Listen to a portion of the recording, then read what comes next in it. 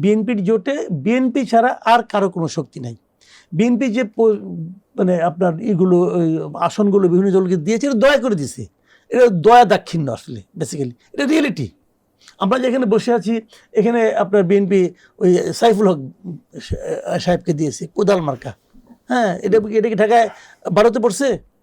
আমি ঠিক শিওর না, যদি হয় সাইফুল হক সাহেব কোদাল মার্কেটে তো মানে বিএনপি থেকে দিয়েছেন বলেন পেয়েছেন, উনি ওনার জনপ্রিয়তা আছে নাকি এরকম?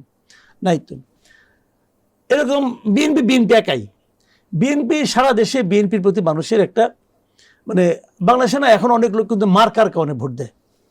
বিএনপির কি আদর্শ, বিএনপির কি 31 দফা, বিএনপির কি চায়, কি করবে না করবে, এগুলি মানুষ অতটা বোঝে না। মানুষ হুজুকে ভোট দেয়, মার্কার কারণে ভোট দেয়।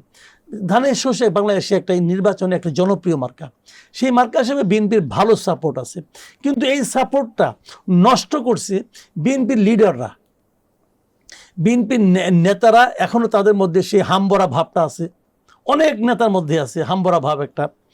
বিএনপির তৃণমূল পর্যায়ে, উপজেলা পর্যায়ে এরা 5ই আগস্টের পরে 2024-এর 5ই আগস্টের পরে নানা ধরনের মানুষকে টর্চার করছে, মামলা বাণিজ্য করছে।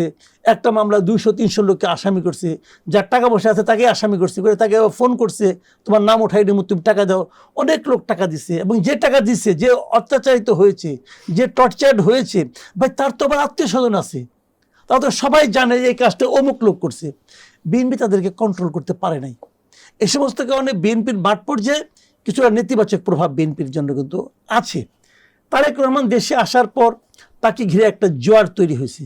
সেই জোয়ারটা বিএনপি কতটুকু টেনে নিয়ে যেতে পারবে নির্বাচন পর্যন্ত, এটাও একটা ইন্টারেস্টিং ফ্যাক্টর হিসেবে কাজ করবে এখানে। উনি সারা দেশে এখন ঘুরবেন, নির্বাচন প্রচারণা করবেন, যেখানে যাবেন সেখানে দেখবেন জনজোয়ার দেখবেন আপনি। এবং এইটা হয়তো তাদেরকে ওই পিছিয়ে পড়াটাকে এগিয়ে নিয়ে আসবে। কিন্তু শেষ মুহূর্তে ভোট দেওয়ার সময় মানুষ কিন্তু আরেকবার চিন্তা করবে যে ও তো আমার বিরুদ্ধে মামলা দিয়েছে, আর আমি ভোট দেবো কেন।